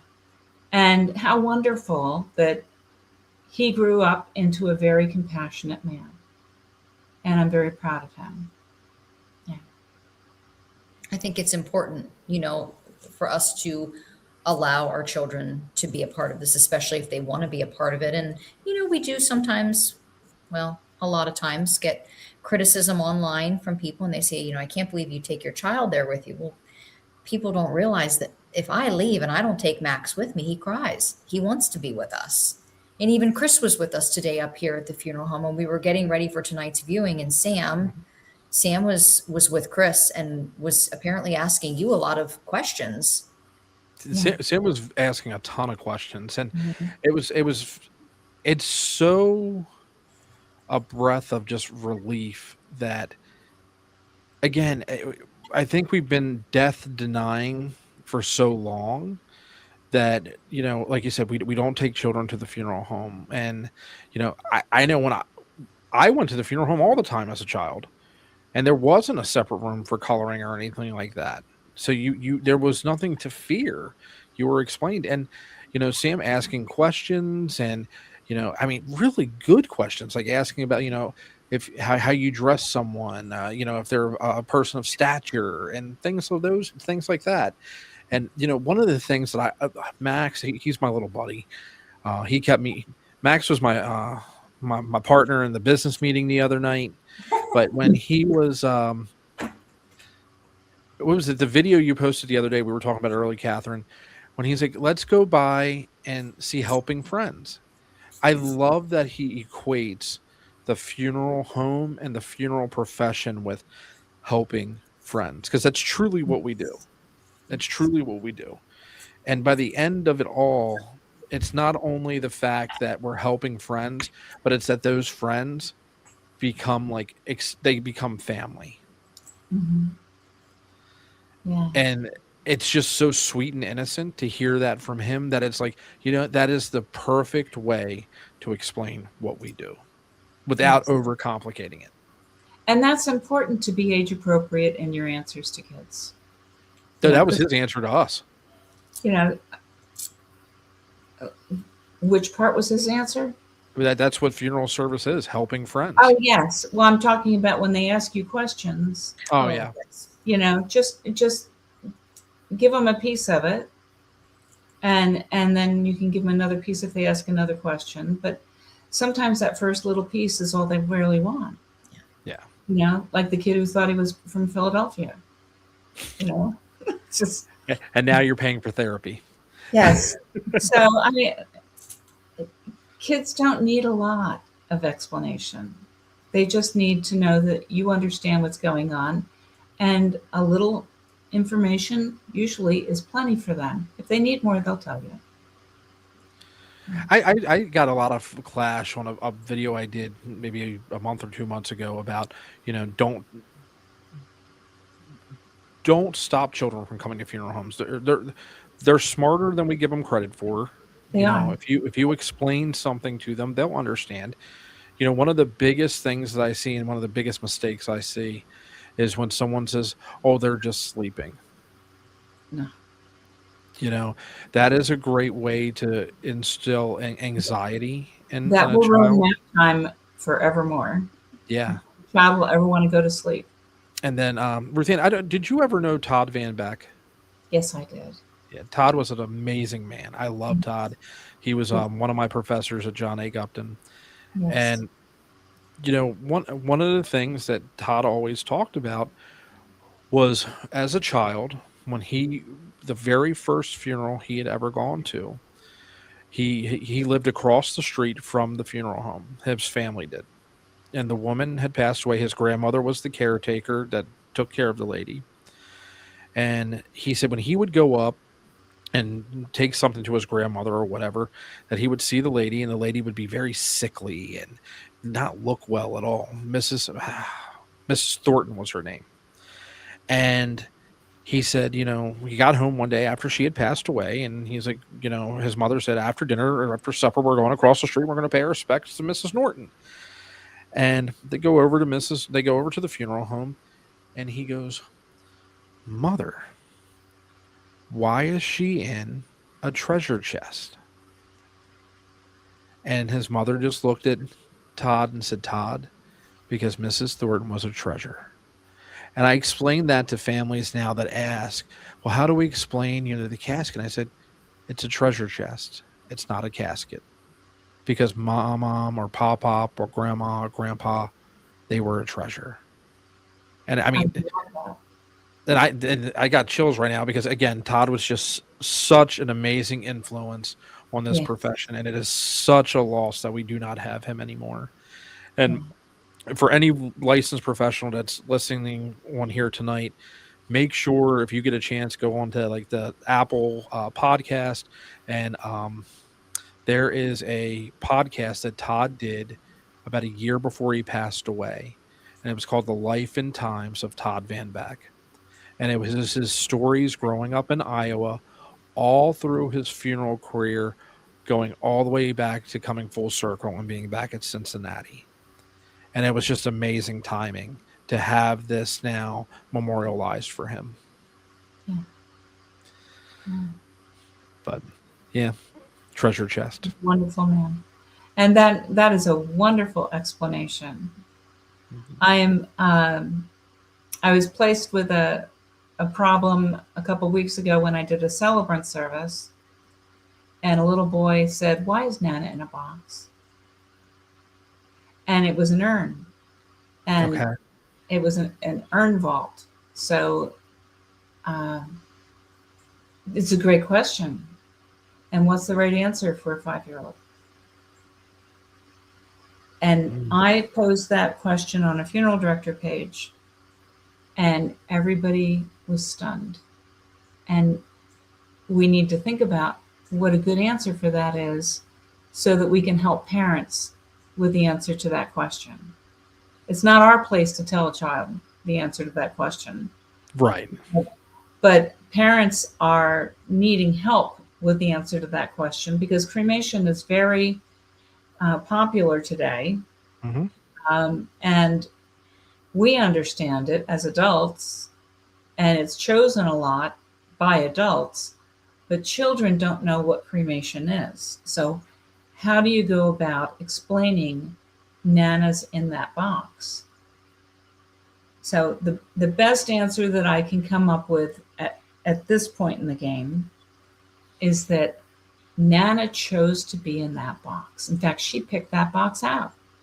It's a special box just for Nana. It even has her name on it. And because she wanted to be in that box, that's where we put her.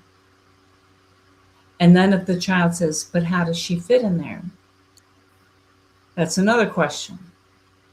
And one funeral director suggested that, well, remember when we had a bonfire over at Nana's house and we threw a log on the fire and the log became ashes? That's kind of what happened to Nana. And I'm thinking, oh my God, no. Don't tell the child that we set Nana on fire. No, don't do that. I did see the response in the group. It's like, I can't do that. So I decided that a better response would be, well, the funeral director has a special place, a special chamber that they can put Nana in, and she shrinks to the right size to be in that box. And you think of Honey, I Shrunk the Kids. You don't have to tell the kids how she shrunk to that size. But the funeral director's magic. Yes. The funeral director has a special place for Nana that makes her the right size to fit into that box. Yeah. We don't have to talk about fire. And you know what? This is crazy that this is stuff that we never discuss in school. Right. And sadly, this is not stuff that's discussed in continuing education, or because 9 out of 10 times most funeral directors go and hurry up and jump on web CE, pay $75, take the quick modules to get the credits that they need and be done. And stuff like that, and courses or something like that in person or either through virtual webinars would be so beneficial. Just, it's another tool that we add to our funeral director utility belt in case Definitely. we ever need it. um But Chris, we're getting there, because I know that in Indiana, they just had their convention, and they had a guest speaker who talked about infant death. Okay. And it was a funeral director who had lost his child. So he talked about everything from what device you use to take the child from the hospital to the vehicle, to how you interact with the family, to what you say, what you don't say, all the little nuances. I know, particularly with children dying, a lot of well-intentioned people will say, "Oh, this was just, God needed another angel," Mhm. and that certainly doesn't make the parents feel better. I needed my angel, you know, and that, well, at least you're young enough to have more. Oh, That doesn't oh, replace what was lost. So, no, don't I say couldn't that. even imagine Right. saying that to someone. Yeah. Oh, And, isn't it a blessing? No, it's not. I mean, it's interesting what can be said to a parent that is like nails on a chalkboard. And I'm guilty of one of them. I had a service for a fella who was in his, let's say, 30s, maybe late 30s. I don't know. Um, he went down to the beach house and cut down a tree, and then he went to the ocean to rinse off the sweat, and he did some body surfing, and he had a catastrophic heart attack while he was body surfing, and he left behind a daughter and a wife and a mom. And I did the service. They knew that it was going to be quite a crowd, so they got the local country church to allow us to use the church for the service. And this fellow used to jam down at his shore house with his buddies from New York. They were all musicians. And all the guys came with their instruments and did the sweetest version of Knocking on Heaven's Door. They did Ride, Sally, Ride, and then they did Knocking on Heaven's Door at the end. And people didn't want to leave the church because it was going on, and it was beautiful. And then everybody was excused to the basement of the church, the fellowship hall, and there was food and beverage and slideshow and all manner of loving down there. And they started singing again, and it was a love fest for this guy. And the mother was walking by me, and I said, "Isn't this wonderful?" And she said, "No, I lost my son." oh, And I just mm, wanted the floor to open up and swallow me, because I was commenting about the love in the house. yeah. And I said the wrong thing to her, and it wasn't meant to be hurtful, but it ricocheted back and hurt me that I hurt her. Yeah, it's not that you said the wrong thing, it was just to the wrong audience. Right. Yeah. Because it was beautiful and wonderful that everybody was together, just sitting in the same room, sharing the love they have for this guy. And because the love doesn't die. Mm-mm. So this is why when I see memorial products that have dates on it, I caution people about putting dates on it, because the person has a beginning, but the love never dies. So I don't like a closing date. Yeah. In fact, if you can keep dates off, that's all the better. If you're going to get something with the person's picture on it, there's a lot of people that do montages of all these different pictures on a board or on a blanket or whatever. And it's a life story thing. But if you can take one great picture of the person doing something that they absolutely love to do, and it could be a wheelbarrow full of flowers that they're pushing across the yard. Anything that just exemplifies that person, and make something out of just that with no name, no dates, just a wonderful picture of that person. It really speaks volumes. Yeah. And then a couple generations down the pike, when somebody finds it in a cedar chest, they won't feel guilty about disposing of it as a family heirloom because they don't know this person, and they don't have any way of knowing this person, and they need to clean house and downsize, and it just frees them from having to add to a collection of dead things. You know what I mean? Yeah. So. But Ruthann, I want to thank you so much. Tonight has been wonderful. It has been a great conversation. There was a comment put in here real quick from Julie that says, I'm an oncology social worker and have many end-of-life conversations, and I'm loving these questions and answers for my own practice. Thank you. Oh, great. So, Ruthann, if people want to find out more about you, if they want to get Memorial Leaf, Mama Roo, how do they find you? How do they contact you if they've got questions? If they want to have you do their celebrant service? Okay, well, celebrant services, that's celebrationofalifetime.com. Okay. And I'm local to New Jersey and Eastern Pennsylvania, but I'm willing to travel if it's convenient to my schedule.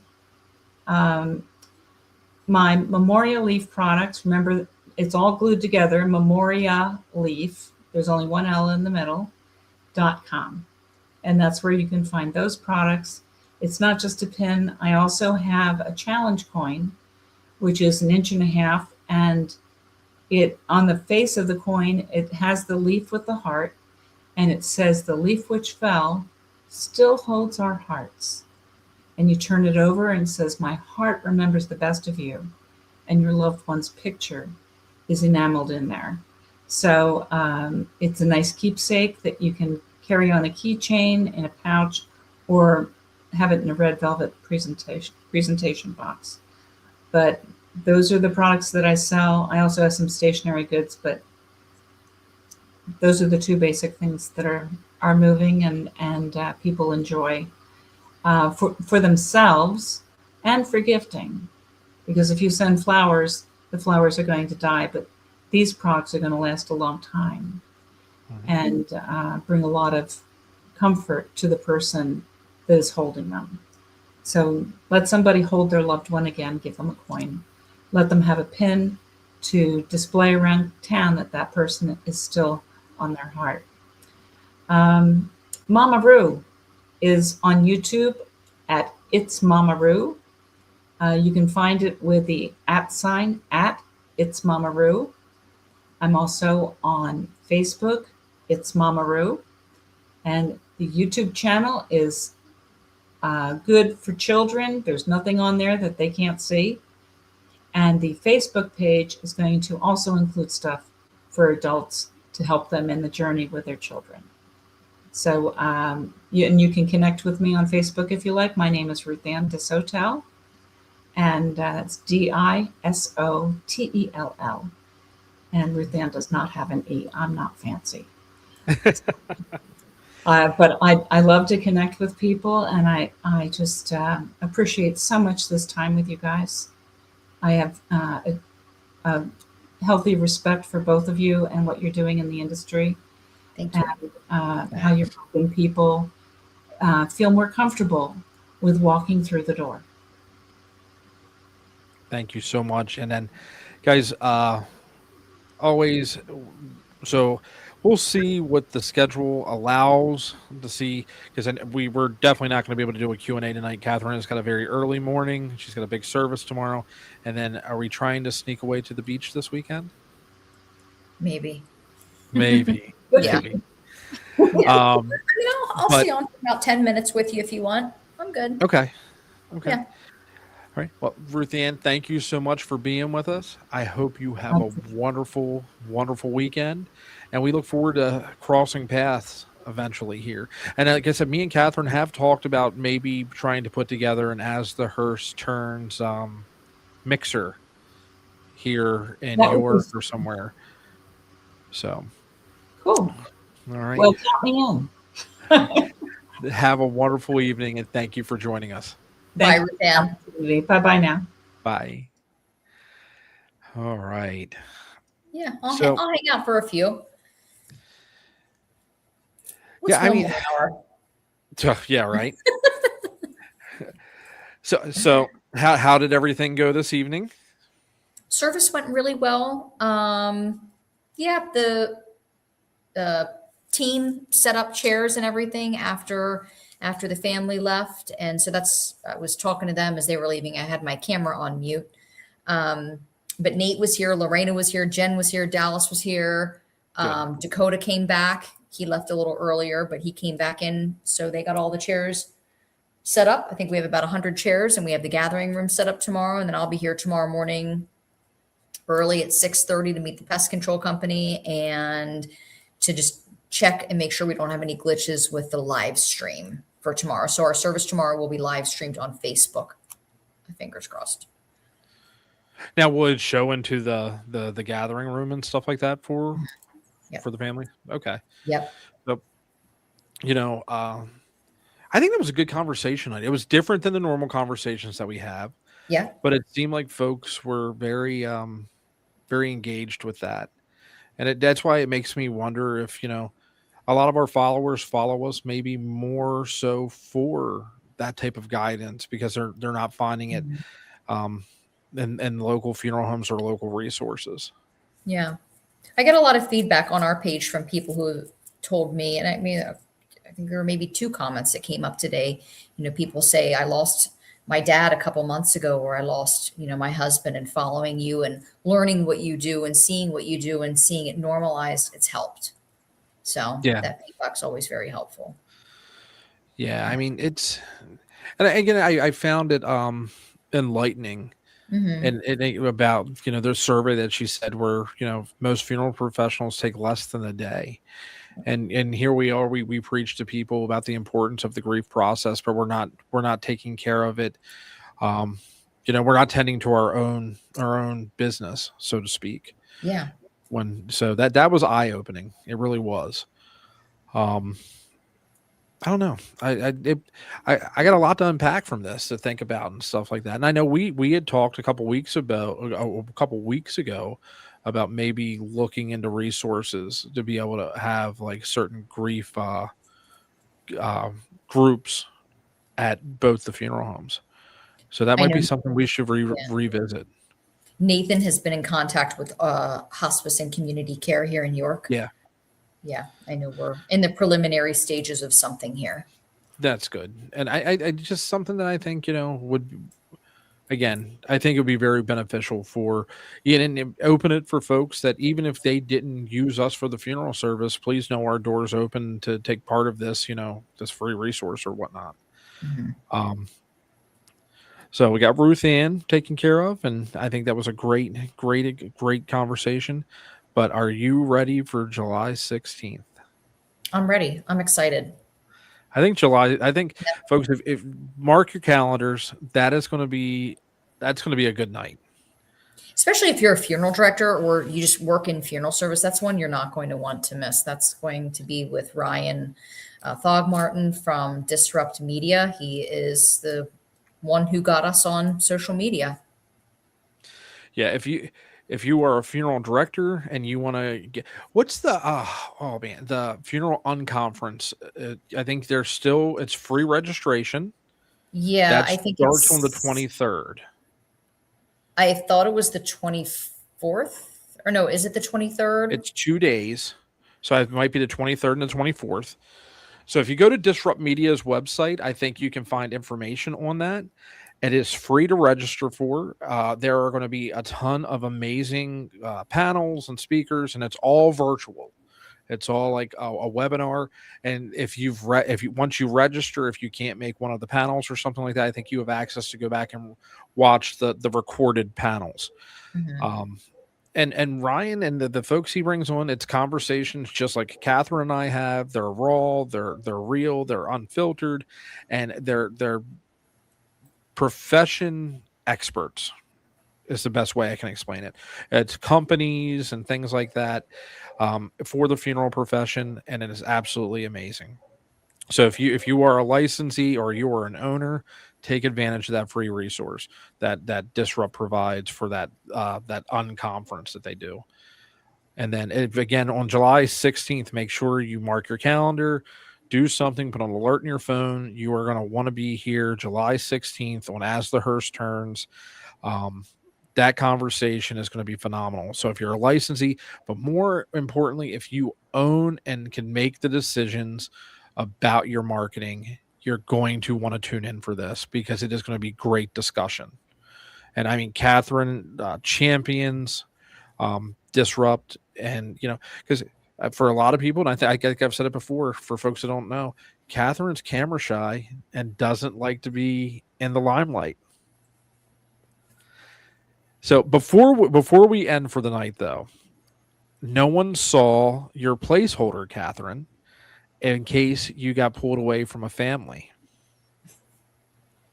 Let me go back and get it. Give me a minute. For those that have stayed to the end, you're going to enjoy this. So did you have her on early on or no? No, because you came back and jumped on and said you were here. Right. You did before I could bring her on. I'll be right back. So just to set the scene for everybody. So Catherine had a service this evening, and she wasn't sure if she was going to be able to jump on in time for the portion with Ruthann, which we originally only were going to allot for an hour for, but the conversation was so awesome that we went for 2 hours. And I log on tonight, and I'm minding my own business, and I just look on the camera, and Catherine pops up in the green room. And I pull it up one stage to like talk to her like we are right now. And this is what I'm greeted with. It's my goose with a blonde mullet. But I thought, how hilarious would that be when Chris goes to open up the camera? There's this goose staring back at him. Had I not brought you on screen and opened that up when Ruthann was there, I would have been done. No good. Absolutely done. Oh my gosh. Yeah. Yep. Yeah, Dan, we're wild and crazy here. So Keith says camera shy. I don't think so. I'm just not. I never was. I don't know. I was never one of those like selfie people, Keith. Like all the girls that take selfies of themselves and put them on social media, and that was just never me. So when Ryan said you got to get on social media and promote your business, I thought, well, this is going to be interesting, but I feel like we're finally starting to see a return on investment. Yeah. Whether, it's money or time. There's obviously a lot of time that goes into the social media marketing, but just yesterday I had a family walk in, no appointment scheduled, totally fine. Families can certainly walk in here to the funeral home, but they walked in and said, we lost, our loved one this morning, and we know you from social media. And that was the third call in a week and a half from directly from social media. Yeah. So we just build that, that bonding and rapport with our community. And yeah. And Dan, that casket came from Casket Emporium. I was working with the family. They wanted a particular casket. We were not able to get it. And I knew that Chandler was a fan of the 49ers. And so I said to his mom, I said, well, what about a 49ers casket? And she's like, oh yeah, that's great. So worked with Joe at Casket Emporium, and he delivered it last Friday. And this week we've just from morning until, about 4 or 5 p.m. when we go home, we've been keeping track of what we do here every day at the funeral home. And today we got into detail. So, obviously you guys have been on here for the last 2 hours, but around 7 o'clock is when I posted today's video. And, I want people to see that funeral service isn't just sitting behind a desk and answering a phone and standing in a nice suit all day. It's, setting up chairs, breaking down chairs, it's vacuuming, it's, doing cosmetic or getting the printed materials set up. It's so much more than just what people think it is. I think that's where coming in and showing people truly behind the scenes, the nitty gritty of what we do. I think people find value in that. And it gets emotional. And you know what? It's not just because this young man is young, but this is what we do for every single person that's in our care that we are providing service for, whether it be a direct cremation or whether it be a full service. We still put 110% into each family.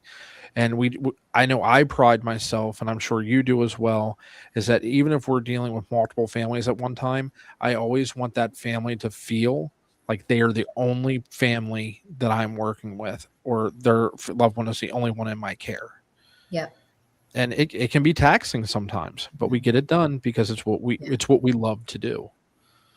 Well, and this one's a little different than I say this service is a little different than some other services.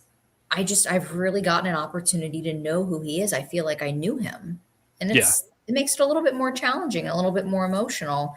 But yeah, I mean, I wasn't like sobbing tonight up there at the casket with his mom, but there were tears in my eyes, and I said, there's absolutely nothing wrong with that. Yeah, you had a great son, and he was a good kid, and it shouldn't have happened. What happened should not have happened. It's tragic. So and Dan said it's Donna from Coleman Taylor's sister. Yes, this is Caitlin has one as well, and I'm going to visit Caitlin. Caitlin and I are getting together in a couple weeks. I'm going to go visit her in Cecil, and just kind of go support my friends, because I had a lot of friends support me during the opening of this funeral home. A lot of people traveled from far away, and I want to go check out their funeral homes now and get to know about how they do things and maybe learn from them. And then don't forget, when you come back, and then we've got to plan our day trip out to Philly to meet up with Tim and Mike. Yeah. Yep. Tim keeps me on my toes. Just make sure you get the right tumbler. Right. Oh, yeah. Touchy subject. Love you, Tim. Love you. But no, this was great. And, we'll see what the schedule has. What we'll do is, when Catherine gets back next week, me and her will text, we'll talk, and see if we can pick a day coming up that we can just do a Q&A where you guys can send us in your questions, because we have not really been able to do a thorough Q&A in a while. So we'll try and get that scheduled for you guys. Yeah. And I might randomly pop on at some point this weekend, or maybe Monday. I don't know. We'll see. I kind of want to go off the radar this weekend and just take a break. Disconnect. Yeah, I need it. Okay. Disconnect. I mean, everybody's back now from our wonderful vacations. So it's time for you to recharge your batteries a little bit. Yeah, and that's the plan. Yeah. So, have a good night. Get home. Get some rest. Is Nate still there, or did he already leave? No, he already left. He's home with Sam. Did he say what he golfed? He didn't. Dang. I don't know. I honestly, I didn't ask. Sorry, Nate. Yeah, I'll ask him about it when I get home. All right. Well, be careful getting home, and I will talk to you in the AM. All right. Sounds good. Are you going to be here tomorrow? Are you coming here in the morning? I probably need. I'm going to go down, and I'm going to grab the mail and check the mail and all first. What time's the service? 10? Viewings from 10 to 11. Service starts at 11. Okay, I should be up by 11. Okay, because I have some goodies up here for you. Okay. Okay. Are we all wearing our bow ties? Yes. Okay. Except for me. All right. And Thanks by for the way, doing. there were Yeah. people critiquing me. For There were what? some people that were saying that we shouldn't wear open-toed shoes during the viewing. So let me Why? tell you, I don't know, but here's the thing.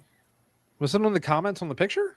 Yeah, and I honestly I deleted them. There was some Okay. criticism for what we were wearing, and it's just important to understand that we've had conversations with the family. We've gotten a read on the family. There's been a lot of conversation with the family regarding what we're wearing.